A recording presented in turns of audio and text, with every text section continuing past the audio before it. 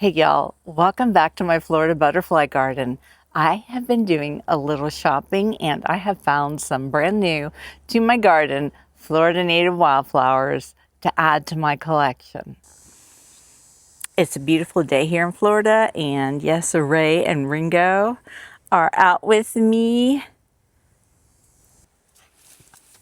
I have the plants down here, but I just want to say I cannot believe how gorgeous this weather has been. I am just ready to embrace the entire month of November and just be out here run over by two dogs living in my garden every day. Okay, let's go see those flowers. Oh my gosh, every day we're zooming in. I have them lined up right over here. And the first one we're going to talk about right here is blooming. This is a false dragon head, and it likes a wetland setting. And guess what? I have a wetland garden, and it'll spread by rhizomes and add something different besides the narrowleaf sunflowers that currently are hogging that space. But the cool thing about this plant is it blooms late spring into fall. So it's got a long bloom season. And guess what blooms in the fall is the narrowleaf sunflower. So this will add color to that area, hopefully, during the summer, which will be fabulous. I got two of the plants, and like there's babies of something coming up in here also, but this looks different than this, so be curious to see who that is. It's always fun shopping at native plant nurseries and bringing home little friends like that. So I'm excited to have these guys to add to my garden. They attract bees, butterflies, and hummingbirds, and look how pretty the flowers are. All right, next, another one going in the wetland area. Oh, this is brand new to my garden. This is southern frog fruit, which is different from the other frog fruit that's not southern. This is, I'll put the scientific names of these below on the screen. The other frog fruit, which I also have, is Phyla nodiflora. This is, oh my gosh, I can't even believe I'm going to pronounce this. Lipia, that part's easy. Stochadifolia. Anyway, it loves a wetland setting also. So I'm going to make some space in my wetland garden and move out a few narrowleaf sunflowers. I'm probably going to pot them up and put them back in my work area. And then I can get this and the false dragon head in there because both of them will spread. This is a short-lived perennial, and it does bloom, and it's a host plant for, well, that's what's so weird. It says possible host plant for the common buckeye, the gray hairstreak, and the white peacock. And I'm glad to have this back in my garden. I had it once and it disappeared. It is a short-lived perennial, so that could explain why it disappeared, but I am so thrilled to have it back. Up next is the Florida paintbrush. I have one of these before and it did not do well, but it was in an area that got part sun. So this one's going out in the side yard garden where it's going to get full blazing sun. I think it'll be much happier there. Look how tall it is. So I am really, really glad to have another one of these in my collection. Also going out in the side yard is this Florida mountain mint. And they love full blazing sun. If they get shade, they don't do as well. So that's going to be the perfect spot for it. 2 new plants for my side garden. And I also picked up 3 Rockland Lantana or Lantana depressa, variety depressa, the one I already have in here. They're all 3 going out into the side yard. I think I'm going to actually do a row out in front of where the Mexican sunflowers are and put them there because they don't get very tall, but they'll spread out. They'll be like the welcoming sign right in front of the Mexican sunflowers. So that's going to be fabulous. And then I couldn't resist these 2. These are Stokes asters, and look at all the upcoming flower heads that are on these. And you know what? These like to like they have the clustering kind of basil leaves that would make a great edge. Right in here where I dug out the border grass, I think I'm gonna plant those 2 kind of in there. Oh my gosh, and I still can't get over. Look at how gorgeous this hammock snakeroot is. I love it. It's so pretty. Look at all the things flying around in it. I'm loving, well, let me just admit, I remember when I was gonna change up this garden, I'm so glad I didn't. I absolutely love my Florida native wildflower garden. And I am actually loving the idea of doing most Florida natives out in the side yard, you know, with a few extras like the Mexican sunflowers that are going out there. Look how pretty everything is. Look at all the zinnias. Okay, I have so much more to share with you. So, you know how I have that one pipevine over on my trellis that I keep calling the unknown? Well, I know who it is. And actually, one of you, I think, told me who it is a while ago. David, I think up in Canada. Speaking of that, David, you should join the Milkweed crew. If you're watching, you really should. I found out that I'm nearly certain it is Aristolochia litoralis, which is common name Aristolochia elegans or calico flower. And in Florida, it's category 2 invasive. Why, oh why are the natives that grow prolifically for me to feed caterpillars also invasive? It's just my curse. How this one is identified is it has a woody trunk. There it is. And it has little ears here, like where the leaves attach. There's a little leaf that's kind of bent around the stem. Look at that, there's eggs. See the little leaf that's bent around the stem? That is one of the characteristics of this vine that is the host to Pipevine Swallowtails and Polydamas Swallowtails. It is not the one that is toxic to Pipevine. That is the Gigantea, Aristolochia gigantea. That's the one you do not want. However, this being a category 2 invasive means that it can escape and grow wild, and what it does is it grows massive and it will smother other native plants and then allow weeds to take over, which means fortunately mine is in a pot and none of mine are in the ground, and it rarely flowers because it's consumed by caterpillars. So I'm just going to have to be extra cautious at maintaining it.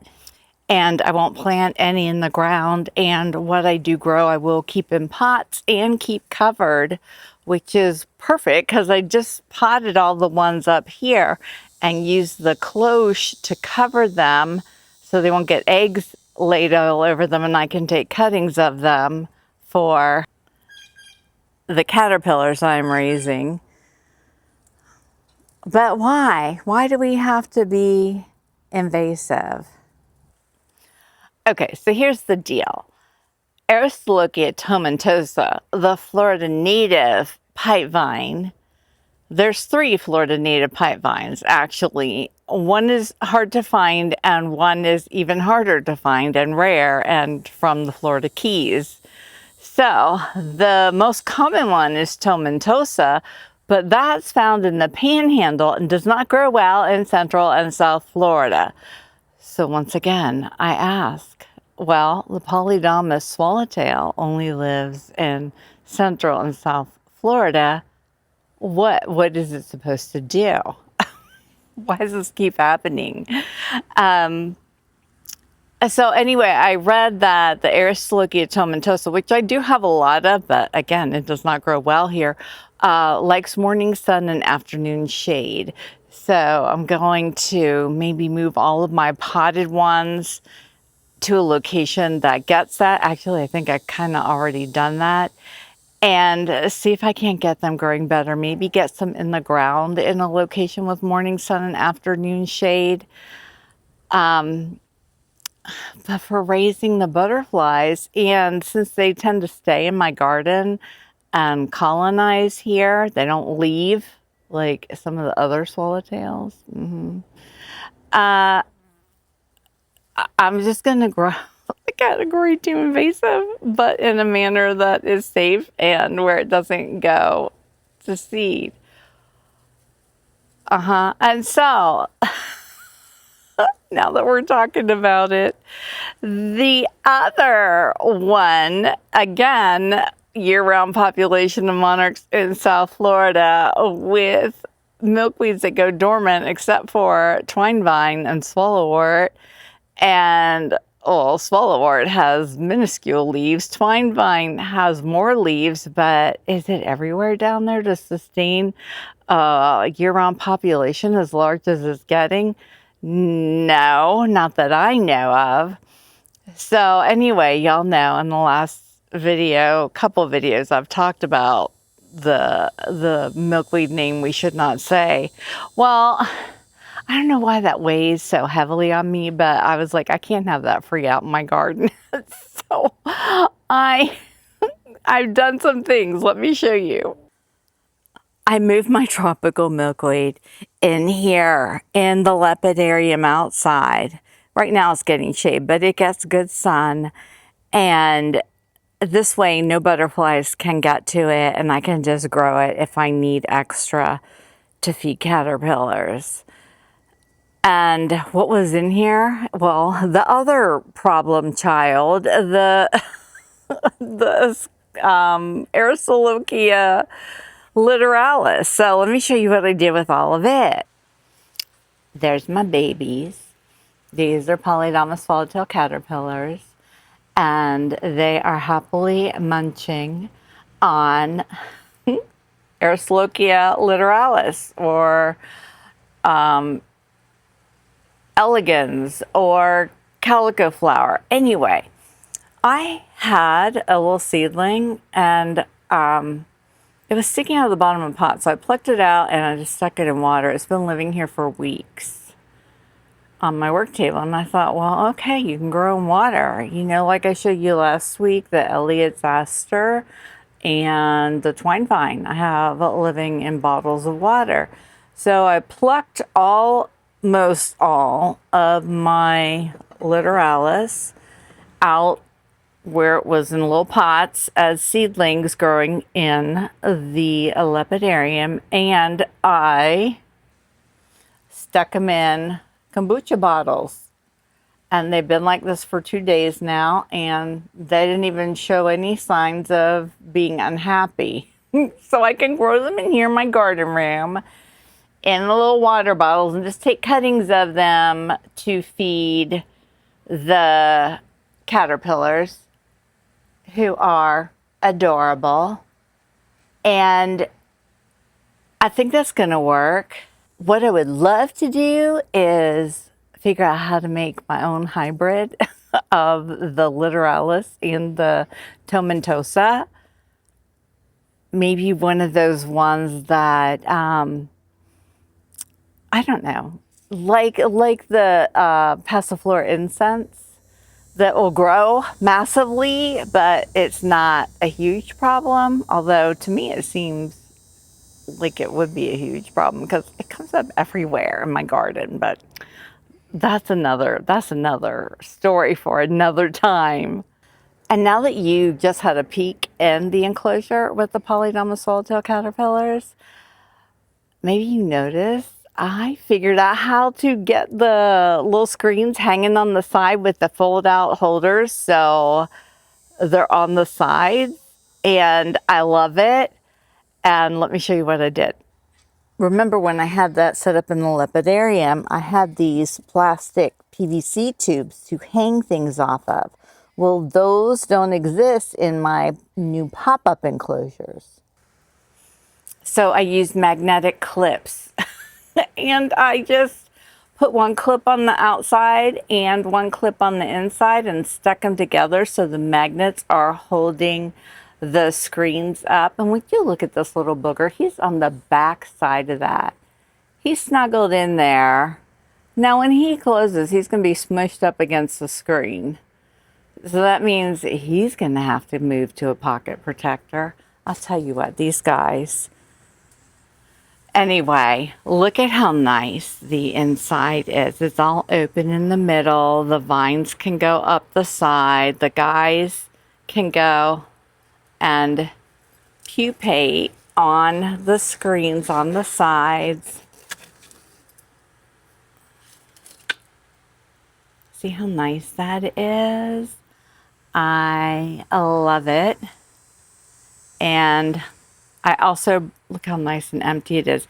These are individual leaves that I brought in and I just stuck in a tube because they had some little guys on them. And I have brought in every one I could find from the garden because I think I have enough pipevine to feed them all. And these guys are probably going to overwinter, so I'll have a nice large supply of them to populate my garden in the spring. I love them. They're adorable. And there are more eggs out on the pipevine on my trellis, so hopefully some of those will hatch and I will have even more to bring in. And I love this setup. There's the magnets on the inside. I did have one at the top and then one on each end. They just clip on. And then over here I did this one a little bit lower. So that's incredible. I love it.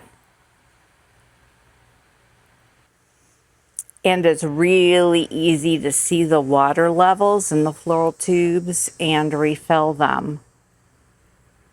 So I love that too.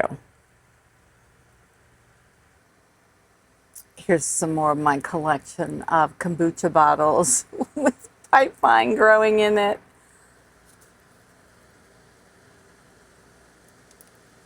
All right, now out here over in my milkweed demonstration garden where I had the milkweed whose name we shall not mention. See, it's right there. We're on the back side of it. This way I can have these few plants, like I said, to feed caterpillars in an emergency, but also to show if you do have this growing, you know, when to trim it back and all of that sort of thing, so it doesn't become invasive outside of your garden. This is the pot that it was in, so I went ahead and planted some twine vine in it with a trellis that I had, and hopefully get more and more twine vine growing that maybe will get us through the winter season while the other host plant, which look, it's not dormant yet. This is the one, these are the ones I grew from seed. Asclepias incarnata. These ones are ones I bought and they definitely look like they're going dormant. But well, when and if these are dormant, I will have my perennis, which is, you know, trying to make a little comeback over there, and the twine vine. See if I can use that to maintain the monarch and queen population. And in an emergency, I have that back there. So I definitely want to get more of this going. The twine vine grows well in jars too. So I'm gonna do more jars of twine vine, maybe some more trellis pots of twine vine up here. I might try and pick up some more perennis. And I do have the giant milkweed and the balloon, which I still will keep here. They're not native, but the balloon milkweed is an annual here. It is not long-lived and it will die back. The giant milkweed is not invasive because it doesn't come up anywhere. Actually, I wonder in nature how it does. Maybe through rhizomes, I'm not sure, because it doesn't produce, look at it, it's still teeny tiny. It doesn't produce seed pods, so it's a good one. And a lot of my friends down in South Florida said they are using the giant milkweed as well. So that's the update from the milkweed demonstration garden. Now let's peek inside the enclosure and see the little queens. Oh my gosh, look how cute. And then there's a couple monarchs in here. And yes, they're on a potted tropical milkweed. I know I said it, didn't I? It's like Voldemort, the name you shouldn't say.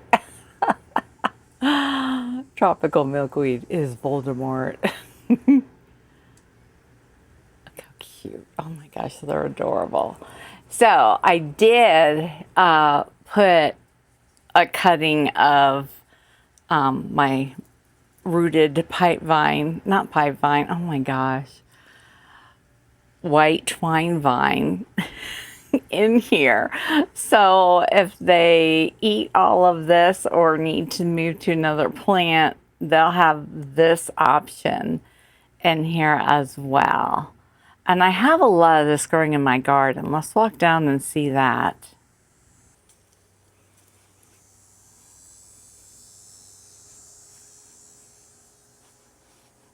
It's all back here along this back fence. And it's spreading nicely. It will do that, but that's a good thing.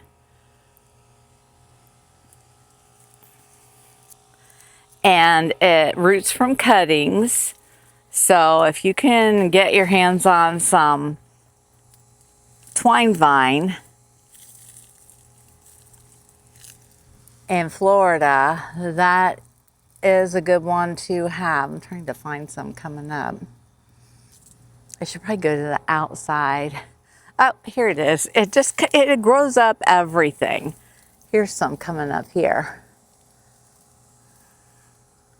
It's all wrapped in and around right there. And it's so interesting too because its leaves will look totally different from one stem to another, and it's all coming off the same plant. Oh, look what I just noticed. Look, my climbing aster is back here and it's blooming. Yay! Oh, look, here's another one over here. That's fabulous. It's in a pot because it likes a wetland setting. So I have it in a wetland pot, and when it's not, oh wow, look at there. There's some twine vine. Oh, look at this. Somebody's been munching. I wonder if there's caterpillars back here. Anyway, there's the wetland pot. It doesn't have drain holes, and it's just not the prettiest thing when it's not blooming. So see how sticky it is? It's all sticks until it gets to the top. So I stuck it back here because then we can see the pretty blooms up top. But look at this. This is a twine vine. Look how nice those leaves are. So I'll have to come back and take cuttings of this, but I'm also going to come back and investigate because monarchs will lay eggs on it. I found eggs on it. I found caterpillars on it, but queens are also more likely to lay eggs on it. So yeah. Let me pluck this. Look at, can you see the vine is right there?